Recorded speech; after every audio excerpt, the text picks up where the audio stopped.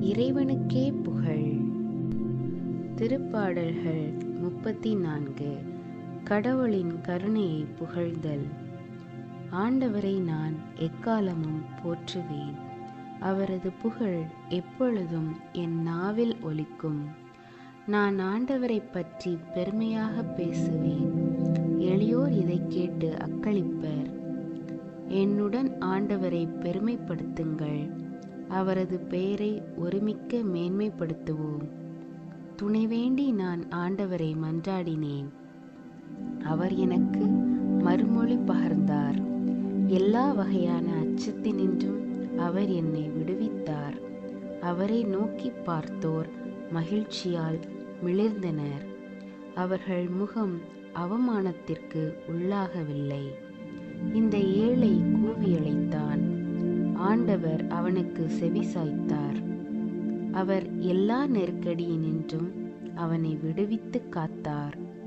ஆண்டவருக்கு அஞ்சி வாழ்வோரை அவர் தம் தூதர் சூழ்ந்து நின்று காத்திடுவர்.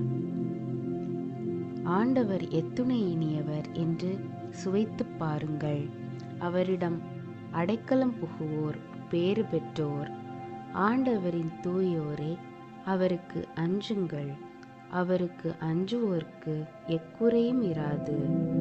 சிங்கக்குட்டிகள் உணவின்றி பட்டினி இருக்க நேரிட்டாலும் ஆண்டவரை நாடுவோர்க்கு நன்மை ஏதும் குறையாது.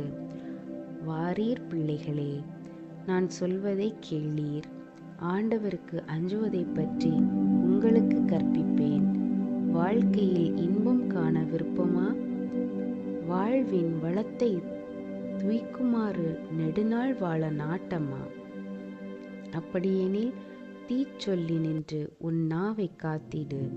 வஞ்சக மொழியை உன் வாயை விட்டு விலக்கிடு. தீமையை விட்டு விலகு. நன்மையே செய். நல்வாழ்வை நாடு.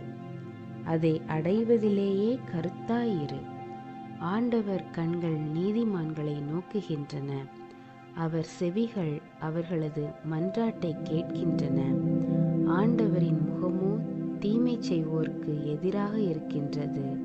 அவர் அவர்களின் நினைவே உலகில் அற்றுப்போக செய்வார். நீதிமான்கள் மன்றாடும்போது ஆண்டவர் செவி சாய்க்கின்றார். அவர்களை அனைத்து இடுக்கண்ணினின்றும் விடுவிக்கின்றார். உடைந்த உள்ளத்தார்க்கு அருகில் ஆண்டவர் இருக்கின்றார். நைந்த நெஞ்சத்தாரை அவர் காப்பாற்றுகின்றார். நேர்மையாளருக்கு நேரிடும் தீங்குகள் பல. அவை அனைத்தினின்றும் ஆண்டவர் அவர்களை விடுவிக்கின்றார். அவர்களின் எலும்புகளை எல்லாம் அவர் பாதுகாக்கின்றார். அவற்றுள் ஒன்றும் முறிபடாது. தீயோரை தீவினையே சாகடிக்கும். நேர்மையாளரை வெறுப்போர் தண்டனை பெறுவர். ஆண்டவர் தம் ஊழியரின் உயிரை மீட்கின்றார். அவரிடம் அடைக்கலம் புகும் எவரும் தண்டனை அடையார்.